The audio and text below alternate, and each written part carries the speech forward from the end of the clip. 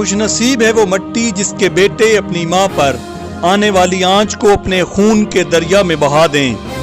شہید کا خون مادر وطن کی مٹی کو تازہ و تابندہ کرتا ہے تو اس کے دشمنوں کے دل میں اس کا رعب و دبدبہ قائم کرتا ہے۔ مملکت خداداد پاکستان بھی وہ جنت نظیر دیس ہے جس کے بیٹے اس کی طرف میلی آنکھ سے دیکھنے والوں کا خون تک نچوڑ دیتے ہیں۔ برِ صغیر پاک و ہند کی عسکری تاریخ ہو یا دنیا کے جنگی محاذوں کا تذکرہ، خطہ پوٹوار خصوصاً تلگنگ کے سپوتوں نے اپنی جرات و بہادری کے ساتھ ساتھ جہاں دشمن کو ناکو چنے چبوائے وہیں کھیل کے میدانوں میں بھی سرفراز رہے۔ اس خطے کو یہ منفرد اعزاز بھی حاصل ہے کہ یہاں کے بیٹے، باپ اور بھائیوں کے ساتھ ساتھ پہلی خاتون جنرل بھی اسی دھرتی کی بہو ہے۔ یہاں باپ بیٹے سے پوتے تک کا ذکر ہو، شیر جوان بھائیوں کا، حتیٰ کہ میاں بیوی کا۔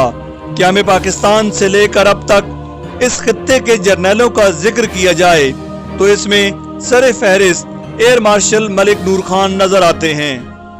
22 فروری 1923 کو تلگنگ کے قصبہ ٹمن میں کیپٹن ریٹائرڈ ملک مہر خان کے گھر پیدا ہوئے۔ 1941 میں رائل انڈین آرمی میں کمیشن حاصل کیا۔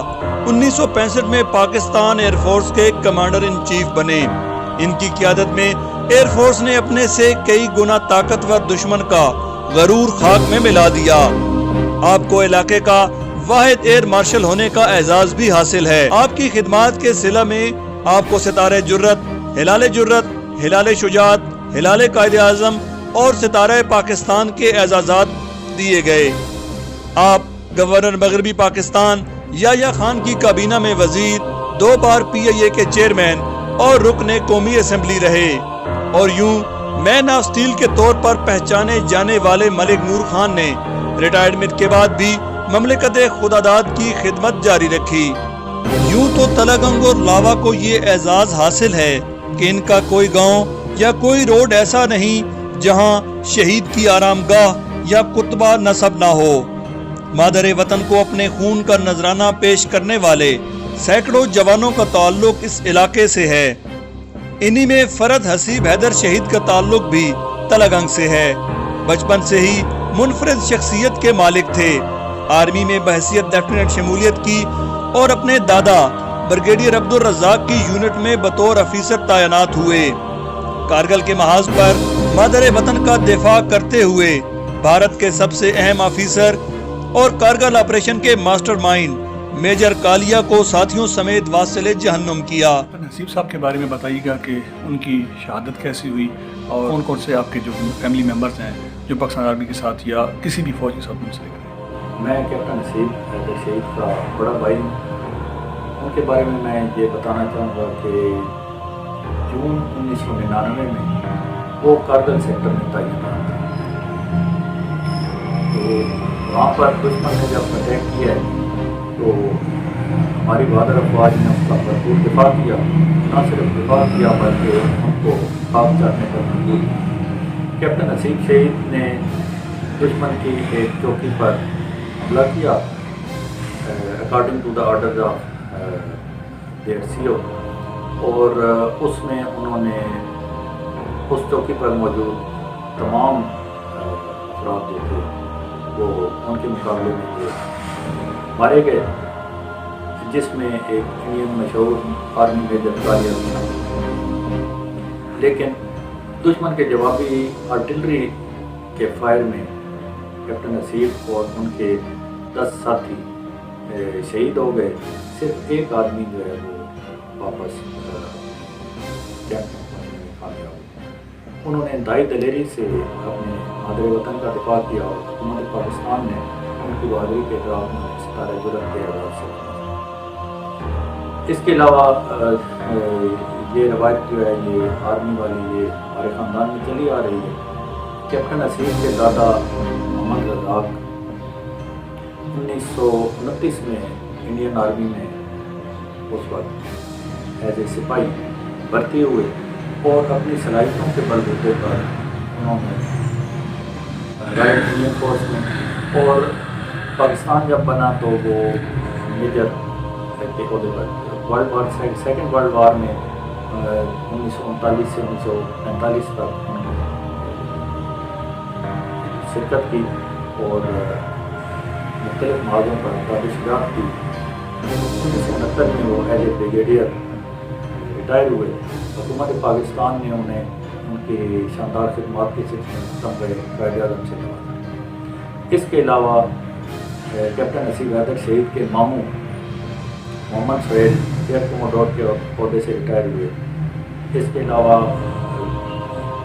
کرنل محمد حسن صاحب اور میجر سجاد شہید، کرنل معصوم علی، یہ بھی ہمارے پلیئر. جس مٹی پر جان نثار کرنے کے لیے اس کے بیٹے ہمہ وقت تیار ہوں اور شہادت کی سعادت ان کے من میں ایسی ہو کہ مادر وطن کی طرف دشمن اپنی ناپاک نظر کرنے کی جرت بھی نہیں کر سکتا. پیڑا جانگلہ کے محمد خان کے علاوہ اس کے 2 بھائی بھی پاکستان آرمی میں خدمات سر انجام دے چکے ہیں، مگر شہادت محمد خان کا مقدر ٹھہری. ترین براواں اللہ تعالیٰ انہوں نے شہادت دیتی. سب بڑا میں بھی آرمی نوکری کی تھی، چھوٹا ہے سی میں اللہ تعالیٰ شہادت رقبہ نصیب کیا. اور ایک چھوٹا بھائی میرا ہے وہ مطلب آرمی ریٹائر ہو گیا. اس بارڈر رہے ہیں اور یہ بھی کراچی بارڈر ایکسرسائز رہی شہادت پائی. عید کے موقع پر پیاروں کی آمد ایک عجیب سی خوشی دیتی ہے. عید پر چھٹی آنے والے ڈوگ فقیرہ کے ملک تصور کی شہادت کی خبر جب اس کی ماں تک پہنچی تو اس کرب کا اندازہ اکلوتے بیٹے کی ماں اور بہن ہی لگا سکتی ہیں.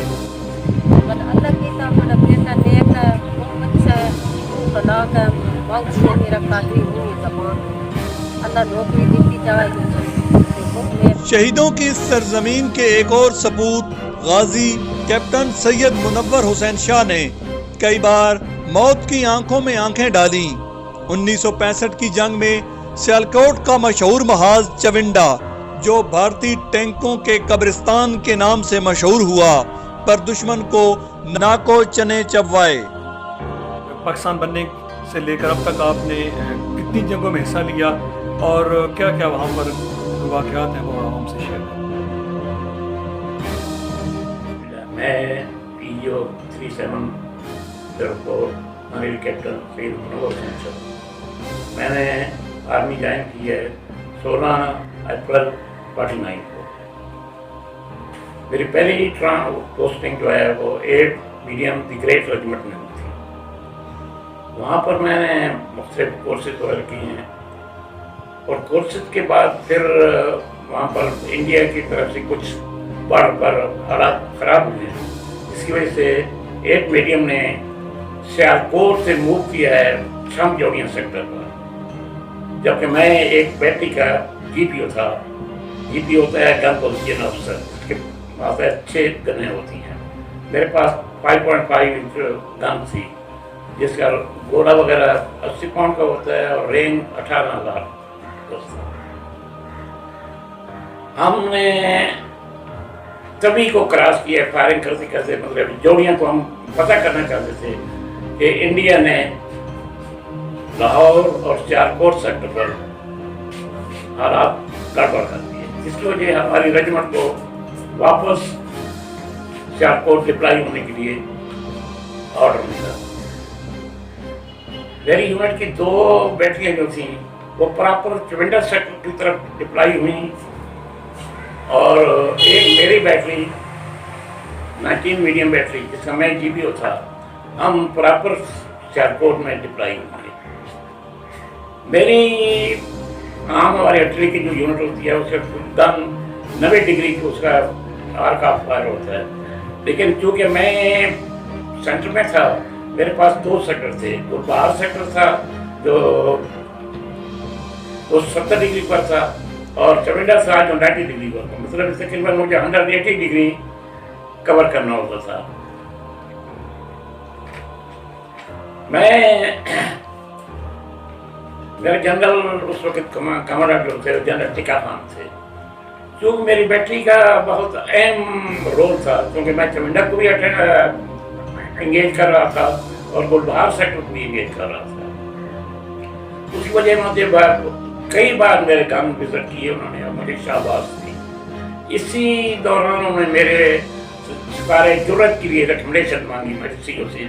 चमिंडा सेक्टर पर यानी तारीख में इतनी बड़ी टैंक्स की जंग नहीं हुई जो उस वक्त हमारे चमिंडा सेक्टर में वर्ल्ड वार 1, वर्ल्ड वार 2 में भी इतने टैंक्स के जो फाइटिंग है वो नहीं हुए। और अल्हम्दुलिल्लाह कि पाकिस्तान ने उस जंग को फतह किया, कामयाबी से हिंदुस्तान के टैंक्स वगैरह को बहुत ज़्यादा नुकसान किया और बॉर्डर वगैरह पर भी हमने बहुत सारे एरिया को कवर किया। 65 मीडियम जो है वो भी सन 71 की जंग में उस वक्त कराची में लोकेटेड थी। हमें वहाँ से मूव करने के लिए ऑर्डर मिला कि आप जाएँ रहीम जार खान सेक्टर पर अपने आप को डिप्लाई करें। हम रहीम जार खान सेक्टर पर सादकाबाद तहसील है रहीम जार खान की, वहाँ बंगला मंठार है, उसके एरिया में हमारी कंपनी जो है जब बात शुरू हुई इस वक्त रहीम जार खान सेक्टर पर मैं पहले जब 65 में तो मैं एज ए जीपी काम कर रहा था, लेकिन इस दफ़ा मैं RSO कर रहा था, रेजिमेंटल सर्वे अफसर के तौर पर काम कर रहा था, जिसने रेजिमेंट की तमाम गन्स और बाकी लोकेशन को सर्वे प्रोवाइड करना होता था। वहाँ से हम मूव करके तो रहीम जार खान सेक्टर के एरिया में एक गाबर पोस्ट है जिसको अब कामयाबी के बाद शालीमार कहा जाता है। उससे गुजर कर हम आगे डेजर्ट में हमारे पास बहुत हैवी गन थी, 130 गन थी, 130 mm रशियन गन थी जिसका रेंज तकरीबन 28,000 का है और थोड़ा भी उसका हैवी है। पर हम वहाँ डिप्लाई हुए। जहाँ हम डिप्लाई हुए उस जगह का नाम था मसीह वारी। ये तकरीबन कैसलमीर के अपोजिट जो है हमारे गन पोस्ट। वहाँ हमने इंडिया को मतलब काफ़ी नुकसान वगैरह दिया। नुकसान देने के बाद हम वहाँ से मूव हो गए और वापस सादकाबाद आ गए। सादकाबाद में मतलब क्योंकि कैंप का बार ख़त्म हो गई थी तो हमें दोबारा कराची शिफ्ट कर दिया। हेडक्वार्टर में मतलब मैंने बहुत अच्छी परफॉर्मेंस की थी। मेरे कमांड ने जनरल कमांड ने और मतलब डायरेक्ट कमांडर्स ने मुझे पहले आउटस्टैंडिंग ACR दी और उसके बाद मुझे रिक्वेस्ट किया तब मैं खिदमत क्लास 2 और क्लास 1 के लिए जो मुझे रह लिया। उसके बाद मुझे ऑनरेरी लेफ्टिनेंट के तौर पर कन्वर्ट कर दिया और एक साल होने के बाद मैं एक्टिव लिस्ट पर honorary captain. In the mean time मेरी सर्विस जो थी तकरीबन मुकम्मल हो रही थी। मैं 16 फरवरी 1981 को बारिश तौर से रिटायर होकर हमारे जवानों ने चमिंडा सेक्टर पर टैंक्स को भी फेस किया है। टैंक्स को सामने आकर जान कुर्बान किया है, लेकिन अपना तहफ़्फ़ुज़ अपने मुल्क का तहफ़्फ़ुज़ किया है। तो ये नहीं कहा जा सकता कि जंग हम हार चुके थे, बल्कि उस वक्त तो इंडिया को हमने एक शिकस्त पार्ट की थी और हम एक किस्म के हीरो थे। ये गलत बयानी है कि हम जंग हार चुके।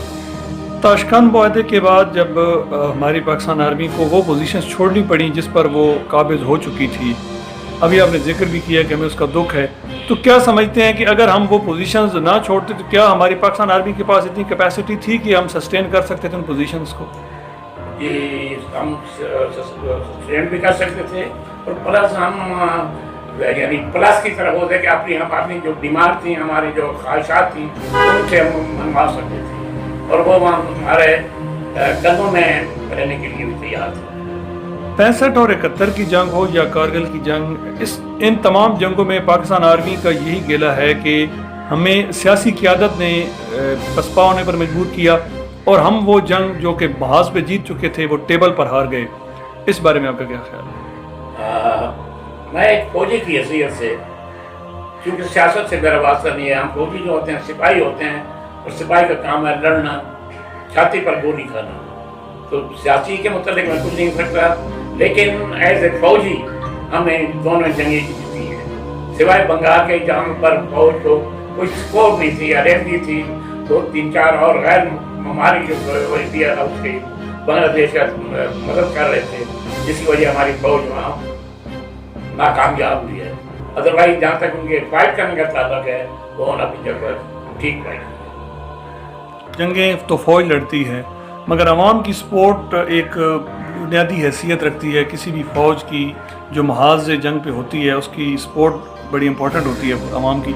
तो पाकिस्तानी आवाम की कैसी सपोर्ट रही 2 जंगें जो आप लड़े, और आवाम का जज्बा कैसा था अपनी फ़ौज की तरह? मैं इसको बड़े खुशगवार माहौल के तौर पर देखता हूँ। दोनों जंगों में जब हमने सियालकोट से चमचौड़ियों को मूव किया है, या चमचौड़ियों से सियालकोट को किया है, या रही बिहार खान सेक्टर से बॉर्डर एरिया में मूव किया है, तो मैंने देखा है कि लोगों का जज्बा इतना आलीशान था, इतना हमदर्दाना था कि बूढ़ी और जवान औरतें और बूढ़े मर्द रास्ते में हमारी गाड़ियों के आगे लेकर अपने ज़रूरियाती ज़िंदगी सर पर उठाए हुए, कोई रोटी उठा रहा है, कोई दूध दे रहा है, कोई फ्रूट दे रहा है, यानी वो हमारे लिए एक यादगार मौका था। और आवाम का फौज के पीछे सपोर्ट का होना हर लाजमी है। अगर फौज को आवाम सपोर्ट न करे तो फौज की कामयाबी नामुमकिन है। शहीदों की सरजमीन को ये एजाज़ भी हासिल है कि यहाँ पूरे का पूरा खानदान भी वतन के दिफा की खातिर मैदान जंग में बरसरे पैकार नजर आया। कर्नल सुल्तान सुरखरू इसी खानदान के चश्मो चराग हैं। इनके दादा, वालिद, 6 भाई और बेटे बैक वक्त वतन के दिफा में मसरूफ़े अमल रहे। और दूसरा ये है कि पाकिस्तान जब से बना है, चाहे वो 47 कश्मीर की जंग हो, 1965 की जंग हो, 1971 की जंग हो, या ये जो इंसर्जेंसी है बलूचिस्तान, सवात, कारगिल, जहाँ भी कहीं लड़ाई हुई है, फायर हुआ है, एक गोली भी चली है तो मेरे खानदान का फर्क मौजूद था। 47 में मेरे वाले साहब थे और मेरे चचा थे फौज में। उसके बाद 65 वार में हम 5 भाई फौज में थे। मैं लेफ्टिनेंट था, मेरे बड़े भाई मेजर थे, दूसरे भाई 2 लेफ्टिनेंट थे, 1 सेकंड लेफ्टिनेंट। तो हम 5 घर के अफराद थे 65 की लड़ाई में। उसके बाद 71 की लड़ाई में हम ईस्ट पाकिस्तान में, जिसको हम बांग्लादेश कहते हैं, वहाँ पे मैं था, मेरा छोटा भाई उस वक्त लेफ्टिनेंट था, कर्नल रिटायर्ड इम्तियाज़। उसके बाद मेरे भाई उस वक्त कर्नल थे, बाद में ब्रिगेडियर रिटायर्ड अमीर मोहम्मद खान। ये हम 3 भाई उधर थे और 2 भाई इधर थे मेरे। कैप्टन आलम कमांडो में थे इधर, और कैप्टन अब्बास जो अभी ब्रिगेडियर गुलाम अब्बास रिटायर्ड। तो हम 5 भाई, 3 बंगाल में थे इस पाकिस्तान में और 2 इधर थे लड़ाई में। वहाँ पे मैं जख्मी हो गया, बंगाल में जख्मी होकर पकड़ा गया, और मेरे दूसरे भाई भी आधा पाकिस्तान चला गया। तो हम 3 भाई वहाँ कैद में रहे इंडिया में 2 साल और 4 महीने हिंदुस्तान के कैद में, यानी वो वापस आए फिर आर्मी में। और उसके बाद ये है कि 5 भाई हम थे, फिर 2 मेरे बेटे हैं, एक कर्नल तैमूर सुल्तान हुआ और एक ब्रिगेडियर टीपू सुल्तान हुआ। ये दोनों ये जो इंसर्जेंसी सवात में कारगिल में, तैमूर कारगिल में था, और उसको लड़ाई की वजह से मेरे बेटे को 2 बहादुरी के नाम मिले हुए हैं तैमूर सुल्तान को। एक है तमगा बसालत और एक है ताजी सलीम।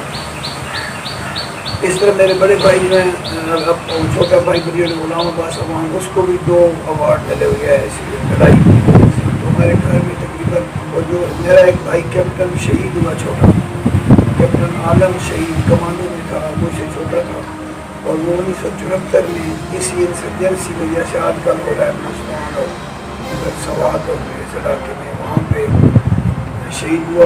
उस वक्त मुशर्रफ ने मुझे बताया, प्रेसिडेंट मुशर्रफ ने, कि आलम मेरे हाथों में शहीद फौत हुआ है। मैं मेजर था, वो कैप्टन था, दोनों इकट्ठे थे ऑपरेशन में। लोरालाई के पास एक जगह पार्क खान हिंदुस्तान में, वहाँ पर शहीद हुआ।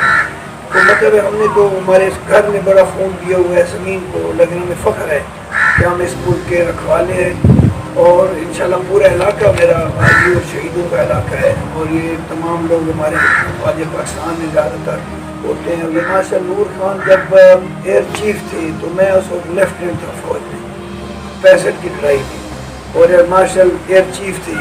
तो हमारी जो जंग हमने जीती थी, ये थोड़ी सी फौज थी, एक कोर होती थी टोटल, और एक कोर कमांडर थे जनरल राणा। तो थोड़ी आर्मी होने के बावजूद हमने अच्छी परफॉर्मेंस की, मुल्क को बचाया, लाहौर को, सियालकोट को दुश्मन से। तो उसकी एक बड़ी वजह मैं समझता हूँ कि हमारी एयरफोर्स थी, और एयरफोर्स में हमारा चीफ था नूर खान, ये बड़ा हीरो था, बड़ा दलेर आदमी था, और ये खुद जहाज़ लेके इंडिया में जाता था, जबकि खुद चीफ को नहीं जाना चाहिए दुश्मन के इलाके में, क्योंकि वापसी का इम्कान नहीं होता।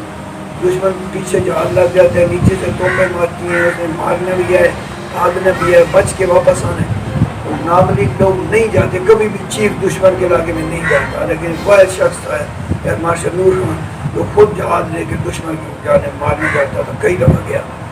अच्छा, इलाके के कितने जो अफसरान थे उनके साथ आपको काम करने का मौका मिला, जूनियर या सीनियर की अगर बात की जाए? इलाके की ये अफसरान तो हमारे नौकरी में मेरे बेटों के साथ तकरीबन सबके साथ हमने नौकरी की हुई है।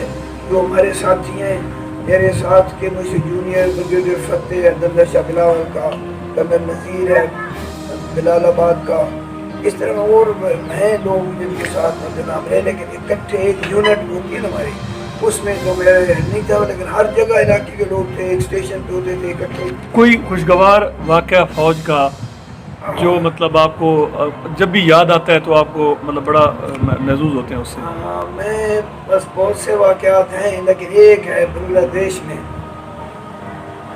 मुझे एक जगह मैं और मेरा साथ एक सिपाही था, हम दो थे, बाकी जो गद्दान लगे हुए थे, उस बनने पर रात को हम एम्बुश कहते हैं, वो लगा के बैठे थे।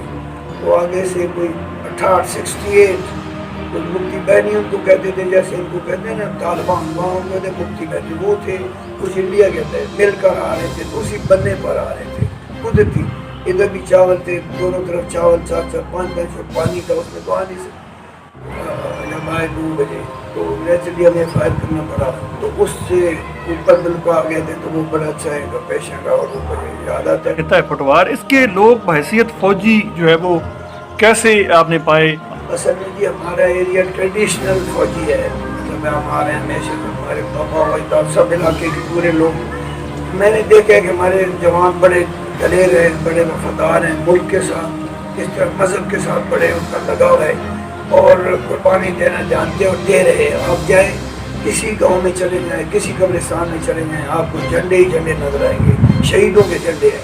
मैं रोज़ जनाजे पढ़ता हूँ शहीदों के, जो भी कोई फौजी शहीद होता है मैं जाता हूँ, तो मैं देखता हूँ बड़ा दुख होता है हमें कि हम तो कुर्बानियाँ दे रहे हैं, देते रहेंगे, हमें फ़ख्र है। बरसगीर पाक हिंद हो या बरतानिया, इस खित्ते की जो अस्करी शख्सियात हैं उनके तज़किर के बगैर कोई हिस्ट्री मुकम्मल नहीं होती अस्करी, इसके हवाले से आपका क्या ख्याल है? माली हिंदुस्तान ये हमेशा अफवाज में रहा है, चाहे अंग्रेज़ों के वक्त था या बाद में हमारा है या इंडिया का है।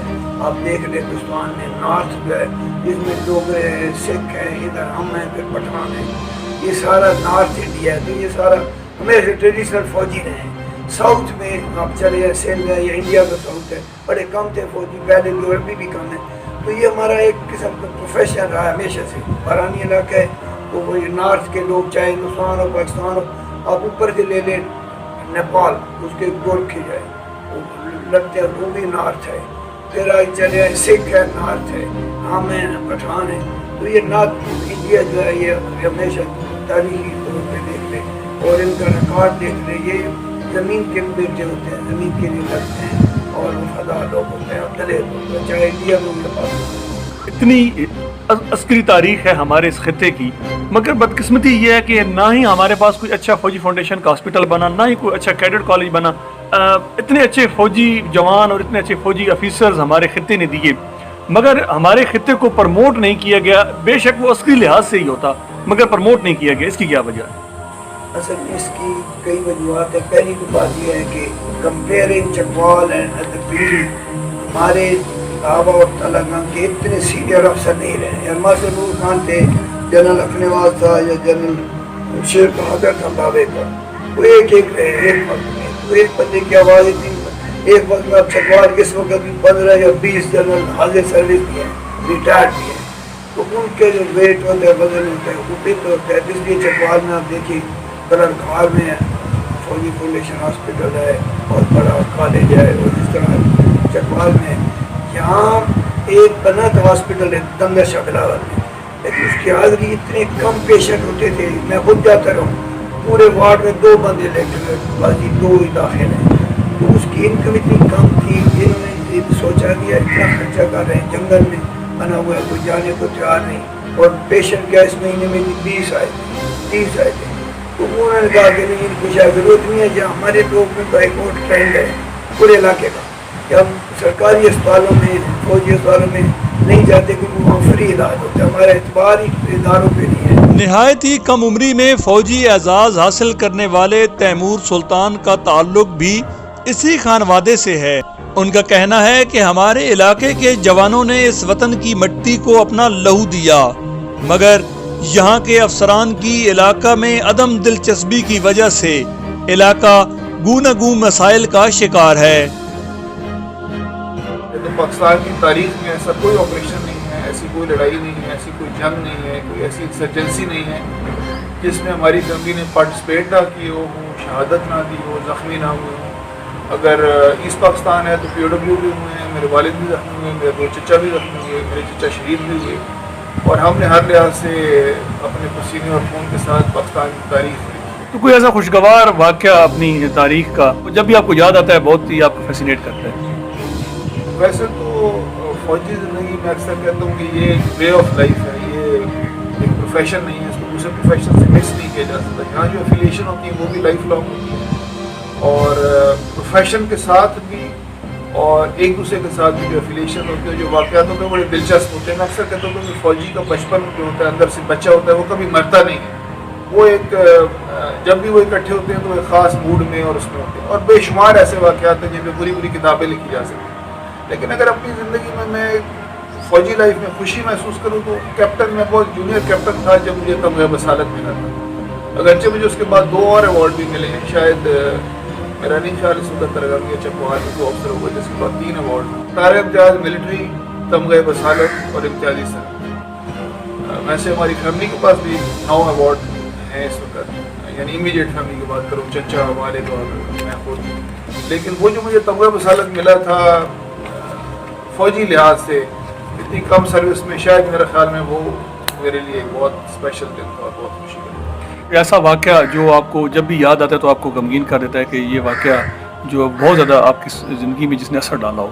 एज ए यंग मेजर जब कारगिल ऑपरेशन शुरू हुआ था तो मेरी यूनिट के काफ़ी सारे ऑफिसर ने हम वॉलंटियर किया था कारगिल जाने के लिए, और उस वक्त GHQ में ऐसी पोस्ट पर हमारी यूनिट के एक ऑफिसर मौजूद थे जिन्होंने हमने से 6 ऑफिसर्स को कारगिल भेजा था मुख्तलिफ यूनिट में। वहाँ पर जिस तरह मैं लोगों को देखता था जिस दलेरी से लड़ रहे थे, ख़ासतौर पर नॉर्दर्न एरिया के लोग से थे, शुमाली इलाका जहाँ गिलगित बल्तिस्तान, जिस तरह लोग लड़े, जिस तरह बगैर रिसोर्सेज के भी लोग लड़े और जिस तरह की उन्होंने कुर्बानियाँ दी, उसका एक इम्पैक्ट मेरे ऊपर ज़रूर हुआ, क्योंकि उसके कुछ और ऐसे रीज़न्स थे जो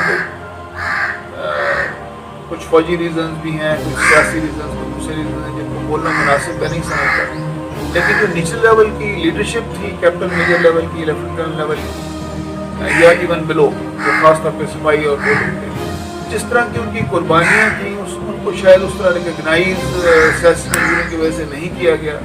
और मेरी अपनी यूनिट के 83 लोग शहीद हुए थे और मैं 83 घरों में गया था, और उन लोगों की जो स्पिरिट थी शहीद होने के बाद भी, अगर हम किसी के पास थोड़ा अफसोस करने की कोशिश करते थे तो हर तकरीबन घर में छोटी छोटी बच्चियों ने और लोगों ने हमेशा ये कहा कि अफसोस करने की क्या बात है, हमारा बेटा शहीद हो गया। उनमें से 32 ऐसे थे जिनकी कभी डेड बॉडीज हम वापस नहीं है, क्योंकि पूरी की पूरी पोस्ट शहीद हो गई। लेकिन उन लोगों की जो स्पिरिट थी और जो उनका जज्बा था और जिस तरह की उन्होंने फाइट दी थी, मैं समझता हूँ कि उसको ड्यू रिकग्निशन नहीं मिली, और उसको कभी कौम को उसकी डिटेल्स भी पता चल सकी। ना ही कोई अच्छा हॉस्पिटल बन सका फौजी फाउंडेशन का, ना ही कोई अच्छा कैडेट कॉलेज बन सका। अगर कैडेट कॉलेज बनता तो हम अब एक मज़ीद अच्छी जो है वो पौध तैयार करके दे सकते थे पाकिस्तान आर्मी को। इसकी क्या वजह? मैं आपको एक वाक़या बताना चाहूँगा। एक ब्रिगेडियर साहब हैं, बहुत सोशल सर्विस करते हैं चकवाल के। उन्होंने एक दो मुझे कहा कि मैं अपने गांव किसी को मिलने आया हुआ था, पिंडी में सेटल था, नया रिटायर होने वाला था। तो एक रिटायर्ड सूबेदार साहब अपनी बहू की डेड बॉडी को लेके जा रहे थे। तो मैंने उनसे कहा कि ये आप क्या सुजुकी में लाद के लेके जा रहे हैं, कोई एम्बुलेंस में ये वो उसमें तरीके से लेके जाए। तो उन्होंने कहा ब्रिगेड साहब आप सारे ऑफिसर्स जो है पढ़ते हैं यहाँ पे और बाद में सेटल हो जाते हैं पिंडी लाहौर और कराची में। तो साथ सी एम्बुलेंस सी CMH मुबारक हुआ सी मावा भी थी मरनी रही हैं तो सी दियाँ भी थी मरनी, जिसका उनकी लाइफ में बड़ा अफेक्ट हुआ। उन्होंने अपनी सोशल सर्विस हमारे ऑफिसर्स पढ़ते यहाँ से तालीम हासिल करते हैं, फिर बाहर जाते हैं ऑफिसर्स बन जाते हैं। ऑफिसर्स बन के जब वो रिटायर होते हैं तो उनको बड़े अच्छे शहरों में वो सेटल होने का उनको शौक होता है। सारी बात उनके बच्चों की तालीम होती है या तालीम के मसाइल ना भी हों तो यहाँ पे आना, यहाँ के लोगों की मुश्किलात पर उनके साथ शेयर करना, यहाँ पे ज़िंदगी गुजारना, यहाँ पे आपको ऐसी कोई मिसाल नहीं। मेरा ख्याल में 99.99% ऑफिसर यहाँ पे सेटल नहीं होते रिटायर होने के बाद, वापस आते ही नहीं। तो जब यहाँ आएंगे या लोगों के मसाइल देखेंगे तो कहीं जाएंगे, उस पर एफर्ट करेंगे, उनको बेहतर करने की कोशिश करेंगे। तो इलाके से अपने ताल्लुक तोड़ लेते हैं। ये तो गिने चुने लोग हैं जो यहाँ पे आए हैं, जो यहाँ रह रहे हैं, वो उन मसाइल को समझते हैं और उनके बस की बात नहीं है, अकेले इतने कम हैं। जिस मिलिट्री खिते की आप बात करें उसमें बहुत कम लोग हैं। और फिर ये सेटल होने के अलावा भी सेटल अगर आप हो भी जाएँ तो अगर आपको इलाके का दर्द हो तो फिर भी कुछ ना कुछ कर सकते हैं। लेकिन वो एज के उस हिस्से में जाके किसी अच्छे कंफर्टेबल DHA के घर में रहना ज़िंदगी पसंद करते हैं, वो इलाके को कंट्रीब्यूट बहुत कम लोग हैं जो करना चाह रहे हैं। सर्विस के दौरान भी कम करते हैं, बाद में भी कम करते हैं। जो सिपाही नायक हैं वो वापस अपने इलाके में आके सेटल होते हैं। उनके बच्चे भी फिर दोबारा सिपाही बन गए होते हैं, तो उनकी अच्छी तालीम उनको नहीं मिली, तो उन्होंने अपनी ज़िंदगियाँ फौज को दे दी, बच्चे उनके पीछे गाँव में रोल गए, कोई एजुकेशन नहीं, और वो फिर दोबारा सिपाही भर्ती हो गए। तो ये एक सर्कल है जो जारी है। जब तक ऑफिसर्स ऑन नहीं करेंगे इस इलाके के ऑफिसर्स इस इलाके के लोगों के लिए काम नहीं करेंगे, यहाँ के ज़िंदगी नहीं गुजारना चाहेंगे, कुछ परसेंटेज पैसे दीजिए यहाँ के सेटल लोग। तेलंगाना इलाके में कितने आर्मी ऑफिसर रिटायर्ड जॉब मिल सकते हैं? मेरा ख्याल है उंगलियों पे आप गिनना चाहें तो एक कर्नल सुल्तान सिद्धू के अलावा आपको कोई नाम दिमाग में नहीं आता होगा जो रिटायर होने के बाद यहाँ सेटल। तो यहाँ आएंगे, यहाँ रहेंगे, यहाँ लोगों के बीच में ज़िंदगी गुजारेंगे तो यहाँ के लोगों के मसाइल को भी समझेंगे और उनके लिए सोचेंगे। खित्ते पटवार की अस्करी रवायात बेनज़ीर व बेमिसाल हैं तो खेल के मैदानों में भी में हरावल और सरफराज नजर आए। इन खिलाड़ियों ने आलमी और मुल्की सतह पर न सिर्फ इलाके का नाम रोशन किया बल्कि खेल के मैदान में जहां पुराने रिकॉर्ड तोड़े वहीं नए रिकॉर्ड भी बनाए। इन खिलाड़ियों ने हॉकी, क्रिकेट, फुटबॉल, निशानाबाजी, रस्साकशी, एथलेटिक्स, साइकिलिंग और बेसबॉल में न सिर्फ कौमी बल्कि आलमी सतह पर इलाके का नाम रोशन किया। और वहीं कोचिंग के मैदान में ऐसे हीरे तराशे जिन्होंने अरसा तक मुल्क का नाम रोशन किया। ऐसे ही एक हीरे का नाम एयर मार्शल नूर खान है जिन्होंने हॉकी, क्रिकेट और स्क्वैश के सदर के हैसियत से ऐसे अनमोल हीरे पाकिस्तान को दिए जिन्होंने पाकिस्तान का नाम दुनिया भर में रोशन रखा और ये सिलसिला ता देर जारी रहा।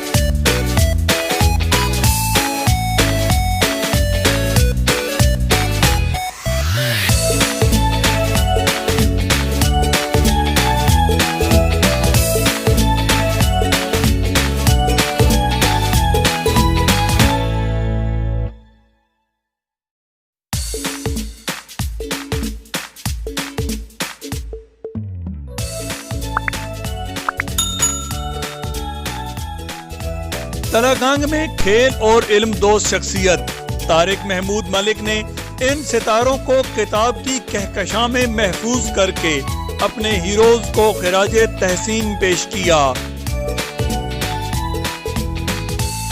मगर ये चंद नाम हैं और न जाने कितने हीरे जमाने की धूल और वक्त की नाकदरी का शिकार होकर नजरों से ओझल हो चुके हैं।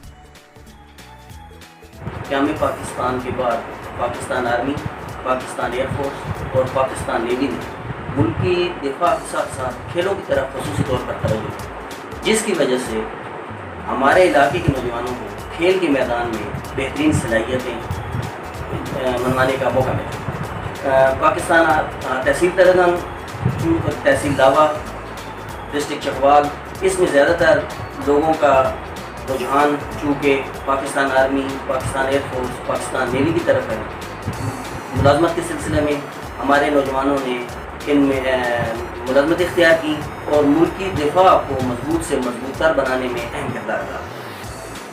ہمارے علاقے کے نوجوانوں نے جہاں ملکی دفاع کو مضبوط سے مضبوط تر بنانے میں اہم کردار ادا کیا، وہاں کھیل کے میدان میں بھی وہ کسی سے پیچھے نہ آئے۔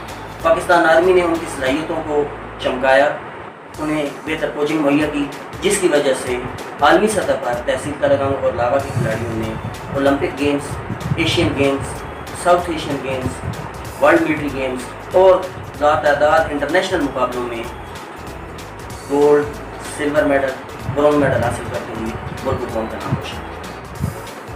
کھیلوں کے حوالے سے پاکستان آرمی کی خدمات کا ایک شاندار رزلٹ ملک نور عالم ہے، جنہوں نے اولمپکس گیم میں گولڈ میڈل، سلور میڈل اور برونز میڈل حاصل کیا۔ ملک نور عالم کا تعلق تحصیل تلنگانہ کے گاؤں چکوالیاں سے تھا۔ آپ کو وصال کے بعد راول پنڈی میں سپرد خاک کیا۔ آپ نے 1956 میں میلبورن اولمپکس گیم میں سلور میڈل حاصل کیا۔ 1960 میں اٹلی میں اولمپکس گیم میں آپ گولڈ میڈل حاصل کرتے ہوئے ملک و قوم کا نام روشن کیا۔ 1962 میں جکارتہ میں ایشین گیمز کا انعقاد ہوا، جس میں آپ نے ٹیم کے ساتھ شاندار کارکردگی کا مظاہرہ کرتے ہوئے گولڈ میڈل حاصل کیا۔ آپ رائٹ آؤٹ کی پوزیشن پر کھیلتے تھے۔ ان کے علاوہ ایک بہت بڑا نام ایتھلیٹکس کے میدان میں آنرری کیپٹن اولمپین ملک محمد نواز صاحب کا ہے۔ آپ تحصیل تلنگانہ کے گاؤں بوڈیال سے تعلق رکھتے تھے۔ آپ کو بھی جیولن تھرو کے میدان میں ایشین گیمز میں گولڈ میڈل حاصل کرنے پر صدارتی ایوارڈ برائے حسن کارکردگی سے نوازا گیا۔ آپ کو پاکستان آرمی کی شعبہ آرکیالوجی نے ونڈر بوائے فرام تلنگانہ کے لقب سے نوازا۔ آپ نے 1958 میں ایشین گیمز میں جاپان میں جیولن تھرو کے ایونٹ میں گولڈ میڈل حاصل کیا۔ آپ نے 1962 میں ایشین گیمز میں جکارتہ میں ایک مرتبہ پھر شاندار کھیل کا مظاہرہ کرتے ہوئے سلور میڈل حاصل کیا۔ آپ کی وجہ سے سال ہر سال تک قومی پرچم دنیا کے مختلف ممالک میں سربلند رہا۔ پاکستان سپورٹس بورڈ نے آپ کی کارکردگی کے صلہ میں جناح سپورٹس اسٹیڈیم اسلام آباد کے ایک انٹری گیٹ کا نام نواز گیٹ رکھا۔ ایتھلیٹکس کی دنیا میں ایک بہت بڑا نام آنرری کیپٹن اولمپین ملک محمد یونس صاحب، جنہوں نے 1500 میٹر دوڑ میں ایشین گیمز میں گولڈ میڈل اور سلور میڈل حاصل کیا۔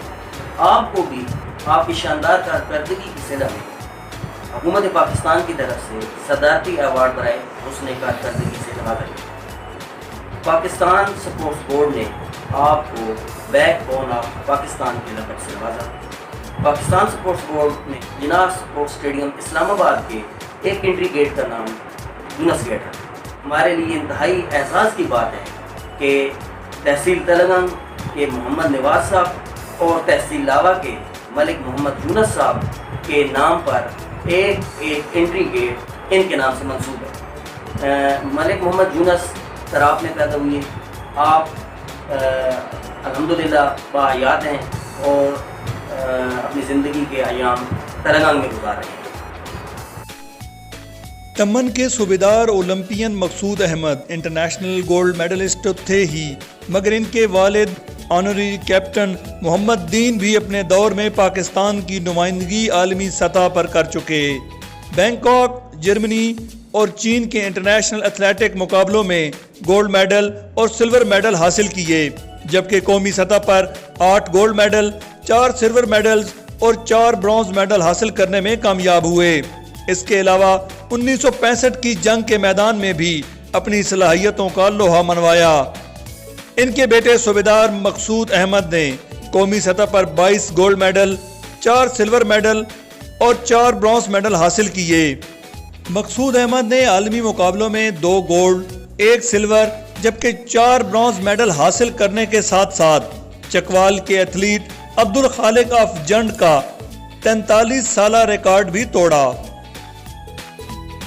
صوبیدار میجر مقصود احمد کو یہ اعزاز بھی حاصل ہے کہ آپ نے ایتھلیٹکس کے میدان میں قومی ٹیم کی کئی سال تک کوچنگ کے فرائض سر انجام۔ ملک محمد طارق جن کا تعلق ڈھیر مون سے ہے، آپ نے بھی انٹرنیشنل لیول پر ایتھلیٹکس کے میدان میں کامیابی حاصل کی۔ حوالدار محمد عرفان، آپ کا تعلق بھی ڈھیر مون سے ہے، آپ نے بھی ایتھلیٹکس کے میدان میں انٹرنیشنل مقابلوں میں حصہ لیا۔ لانس نائب ریٹائرڈ محمد بشیر نیازی، آپ کا تعلق کوٹ گولہ شریف سے ہے، آپ تحصیل لاور سے تعلق رکھتے ہیں، آپ نے جیولن تھرو کے ایونٹ میں انٹرنیشنل مقابلوں میں پاکستان کی نمائندگی۔ حوالدار شیر احمد، آپ تحصیل تلنگانہ کے گاؤں گندی میں پیدا ہوئے، آپ نے سیف گیمز میں ایتھلیٹکس میں برونز میڈل حاصل کرنے کا اعزاز حاصل کیا۔ تحصیل تلنگانہ کے کھلاڑیوں نے باکسنگ کے میدان میں بھی شاندار کارکردگی کا مظاہرہ کرتے ہوئے عالمی سطح پر ملک کو قوم کا نام روشن کیا۔ باکسنگ کے حوالے سے صوبیدار ممتاز علی جن کا تعلق چینجی کوٹیڈا سے ہے، آپ نے بھی ایشین گیمز میں پاکستان کی نمائندگی کی اور لاتعداد انٹرنیشنل مقابلوں میں کھیلتے ہوئے ملک کو قوم کا نام روشن کیا۔ ان کے علاوہ آنرری کیپٹن ملک منصف خان جن کا تعلق اقوال سے ہے، آپ نے بھی باکسنگ کے میدان میں انٹرنیشنل مقابلوں میں گولڈ میڈل حاصل کیا۔ صوبیدار مقبول امجد انصاری جن کا تعلق جلال آباد سے ہے، آپ نے بھی باکسنگ کے شعبہ میں اپنی مہارت کا لوہا منواتے ہوئے انٹرنیشنل مقابلوں میں پاکستان آرمی کا اور ملک کو قوم کا نام روشن کیا۔ ملک آنرری کیپٹن ریٹائرڈ ملک محمد نواز جن کا تعلق اقوال سے ہے، آپ نے باکسنگ کے شعبہ میں انٹرنیشنل مقابلوں میں بالخصوص ایران میں تیسری پوزیشن حاصل کرتے ہوئے حوالدار عاطف محمود نے انٹرنیشنل مقابلوں میں کھیلنے کا اعزاز حاصل کیا۔ اس کے علاوہ رسا کشی کے مقابلوں میں آنرری لیفٹیننٹ ملک الفت عیاض نے پاکستان کی طرف سے نمائندگی کرتے ہوئے انڈیا میں کامیابی حاصل کی۔ آپ نے متعدد بار گولڈ میڈل حاصل کیے، سلور میڈل حاصل کیے، آپ کوچنگ کے شعبہ سے بھی وابستہ ہیں۔ آنرری فلائٹ لیفٹیننٹ الفت عیاض کو حکومت پاکستان کی طرف سے تمغہ خدمت سے نوازا گیا تھا۔ حوالدار نیاز حسین نے قومی سطح کے ٹگ آف وار کے مقابلوں میں کامیابی حاصل کی۔ تحصیل تلنگانہ کا ایک اور نام فٹ بال کے شعبے میں ملک محمد سلیم نے Pakistan army, Pakistan air force اور پاکستان نیوی کی مشترکہ ٹیم کی طرف سے انٹرنیشنل مقابلوں میں شرکت کی اور آپ کو قومی سطح کے مقابلوں میں بھی گولڈ میڈل حاصل کرنے کا اعزاز حاصل کیا۔ آپ کوچنگ کے شعبہ سے بھی وابستہ رہے اور آپ کی عمدہ کوچنگ کی بدولت پاکستان آرمی کے انڈر 16 ٹیم میں قومی سطح کے مقابلوں میں کامیابی حاصل۔ کرکٹ کے حوالے سے حوالدار خرم رشید، ثناء اللہ خان یہ دو تحصیل لاوا کے کھلاڑی ہیں جنہوں نے پاکستان آرمی کی ٹیم کی طرف سے، انٹر سروسز کی ٹیم کی طرف سے قومی سطح پر اور آسٹریلیا میں پاکستان کی طرف سے کھیلتے ہوئے گولڈ میڈل حاصل کرنے کا اعزاز حاصل۔ کشتی رانی کے حوالے سے ملک نصیر احمد جن کا تعلق تلنگانہ سے ہے، آپ نے انٹرنیشنل مقابلوں میں پاکستان کی نمائندگی کی۔ ملک انصر محمود خان جو تلنگانہ میں پیدا ہوئی ہے، جن کا آبائی گاؤں جسیال ہے، انہوں نے پاکستان نیوی کی طرف سے ساؤتھ ایشین گیمز میں پاکستان کی نمائندگی کی اور شاندار کھیل کا مظاہرہ کیا۔ آپ نے بھی متعدد بار انٹرنیشنل مقابلوں میں قومی ٹیم کی طرف سے کھیلنے کا اعزاز حاصل۔ نشانہ بازی میں بھی تحصیل تلنگانہ کے کھلاڑیوں نے آگے بڑھتے ہوئے اپنی صلاحیتوں کو لوہا منوایا اور چیف وارنٹ آفیسر ملک اصغر حسین نے सैफ गेम्स में राइफल शूटिंग के इवेंट में तीसरी पोजीशन हासिल। वॉलीबॉल के मैदान में भी तहसील तरगंग और लावा के खिलाड़ी किसी से पीछे न रहे। इन्होंने इनमें सर फहरिस्त honorary flight lieutenant retired Qazi Mushtaq Ahmed, जिन्होंने 2 बार एशियन गेम्स में बतौर खिलाड़ी, 2 बार बतौर ऑफिशियल शिरकत करने का एजाज़ हासिल किया। काजी मुश्ताक अहमद साहब ने स्पोर्ट्स के मैदान में बहुत ज़्यादा खिदमत सर अंजाम दी। आपने जापान में कोचिंग की, आपको सऊदी अरब की टीम, कौमी टीम की कोचिंग का मौका मिला। आपने इंटरनेशनल मुकाबलों की पाकिस्तान में लाइव कमेंट्री करने का एजाज़ भी हासिल किया। आपको हुकूमत पाकिस्तान की तरफ से तमगा खिदमत दर्जा अव्वल, दर्जा 2 और दर्जा सोन से नवाजा गया। आपने पाकिस्तान में वॉलीबॉल के फ़रोग़ के लिए बहुत अहम किरदार अदा किया। आप अभी तक कौमी टीम की सिलेक्शन कमेटी के मेंबर के तौर पर खिदमत सर अंजाम दे रहे हैं। तहसील तरगंग का एक और अहम नाम हवलदार मलिक इमदाद हुसैन, जो महरम खान में पैदा हुए।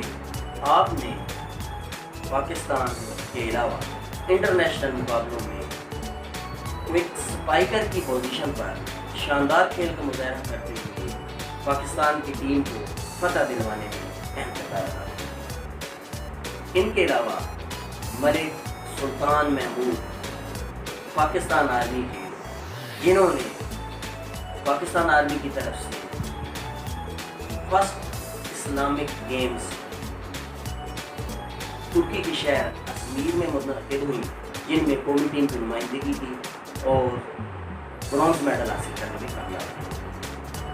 आपने भी मुतअद्दिद बार इंटरनेशनल मुकाबलों में कौमी टीम की तरफ से खेलते हुए मुल्क को रोशन किया।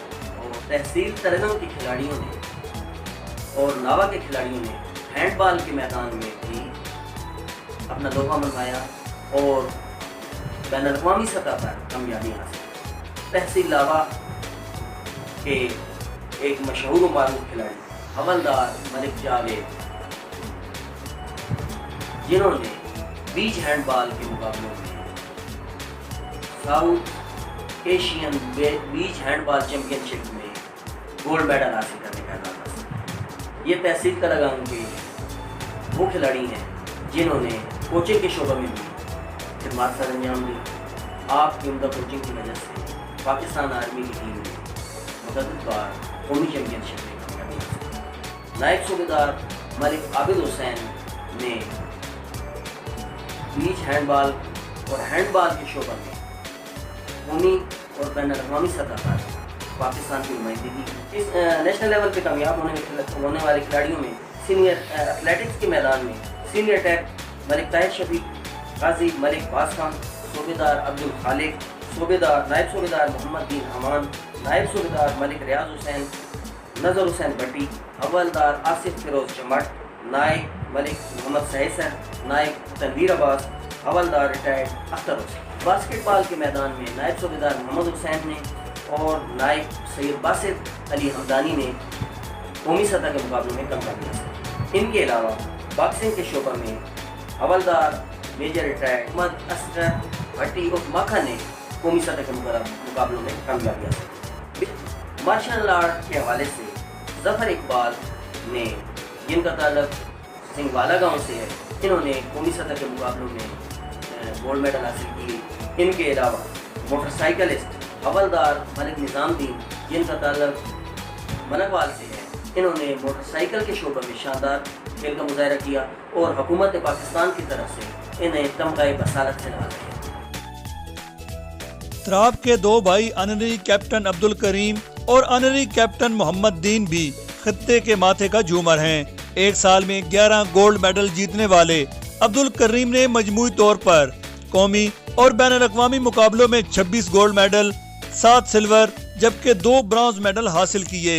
24 साल ऑनररी कैप्टन اور 12 مرتبہ ٹیم مینجمنٹ کی حیثیت سے پاکستان کی مختلف ملکوں میں نمائندگی کی، جبکہ ان کے بھائی آنرری کیپٹن محمد دین نے 14 گولڈ میڈل کے ساتھ قومی اور عالمی سطح پر علاقے کا نام روشن کیا۔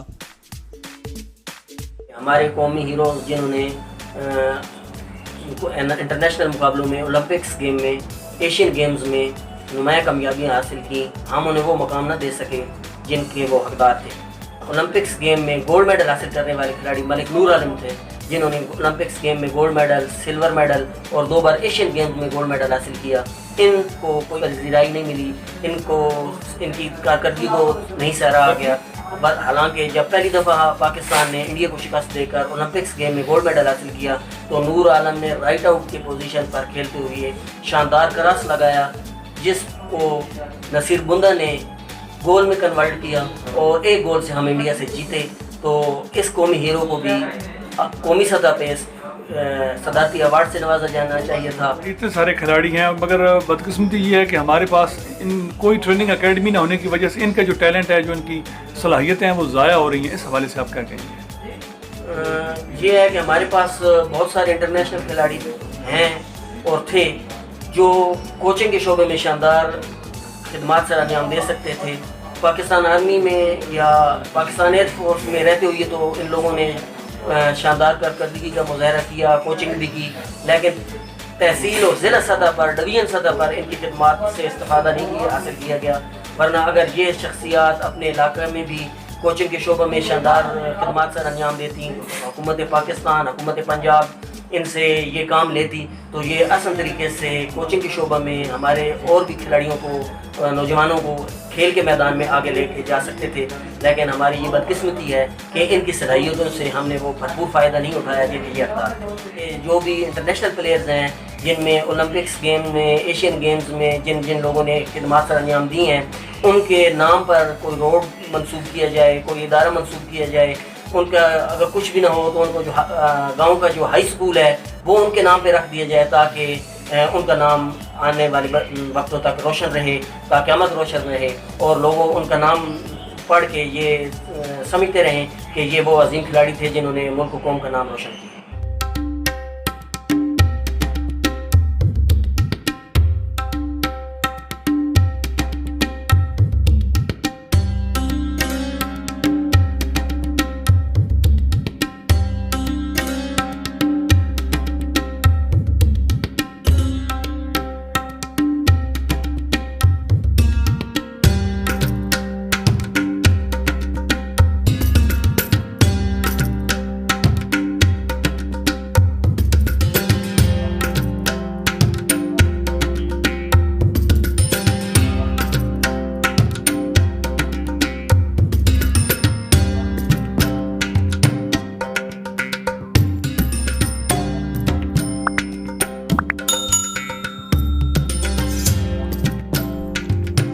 پیڑا جانگلہ کے حکمت خان جو اپنی خوبصورتی اور شاندار پریڈ کی وجہ سے بیرون ملک سے آنے والے معزز سربراہان مملکت کو سلامی پیش کرنے والے دستے میں شامل تھے، میدان جنگ میں سینے پر گولی کھا کر شہید ہوئے۔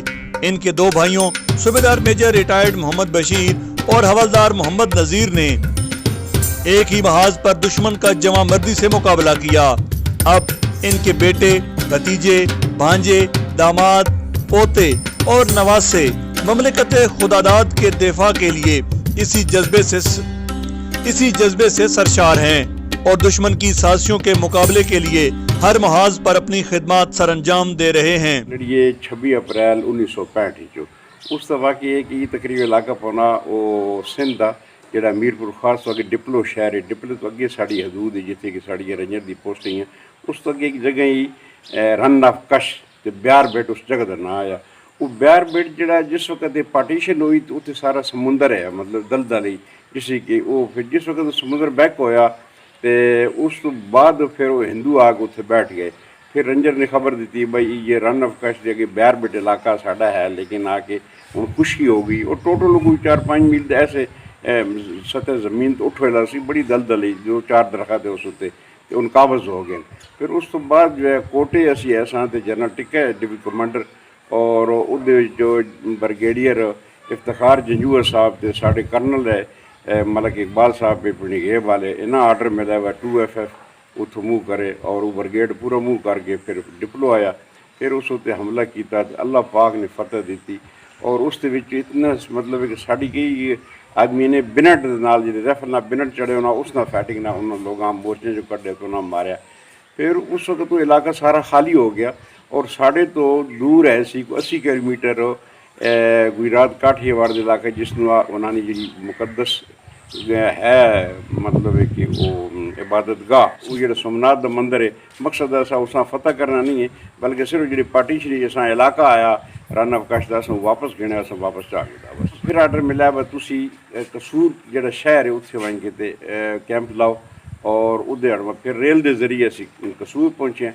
कसूर पहुँची हाँ तो उस तो बाद वो जंग शुरू हो गई सन 65 की वड्डी जंग जी है। तो फिर असा राती मूव किया अगा कसूर तो BRB ते अगे एक रूई नाला से उसनों क्रॉस करके ते फिर कोई इलाका जड़ा फतह किया जिसनों कि अपना खेम करन एक शहर है लेकिन तकरीबन तलगंग के बराबर है और उसने मखसूस चारों तरफ दीवार है, मखसूस 2-4 दरवाजे है तो उस इलाके में फतह किया और वो तकरीबन इलाका बनना है कोई 80 मुरबा मील के हिसाब नाल वो फतह करने उसने ऐलान किया जी फॉरवर्ड पोस्ट हैं साड़ियाँ कि अज राती असां ये खेमकरन शहर साढ़े को चाह गए सा उन्होंने चाइना महाज तो एक जगह फखर हिंद डिवीजन है वो साढ़े मुकाबले जो रब अज असी चाह गए सा बड़ी बमारमेंट की उन्होंने। फिर उस तो बाद जदों भी वो हमला करेंगे हिंदू उन्होंने पहले शराब पिवाई वैनी गई, शराब पिवाने के बाद फिर उन्हें एडवांस किया वैना और वो शराब जो पी लेने तो फिर वो अल्लाह पाक का करम है कि बिल्कुल साढ़े नज़दीक आ गए 150-200 गज के फैसले थे भी उन्हें फिर मारा बहु उन्होंने कत्लेआम होया तो सब फिर देखा तो उन्होंने लाशें फिर डोजर जरिए दफन की इतनी उन्होंने खासकर आर्मी जी उस इलाके जो हुई लेकिन साढ़े माशाअल्लाह थोड़े आदमी शहीद है साड़ी यूनिट के बहु अल्लाह पाक का करम है को महाज आखिर दम तो कैम रहा। फिर जो दोबारा मायदा होया तो उस तो बाद उन्हें खेमकरन शहर फिर वापस दे दिता गया। फिर तीसरी जंग जी वो आज़ाद कश्मीर चकोठी महाज से लड़े हैं जोड़ा कि मशहूर पांडू पहाड़ है पर 12 सेक्टर है उसी साड़ी यूनिट गई उसी भी वो जंग शुरू हुई तो अल्लाह पाक का इतना करम है कि साड़ी यूनिट जी है जी आर्मी जितनी भी मतलब है कि वो बड़ी साबित कदम रही।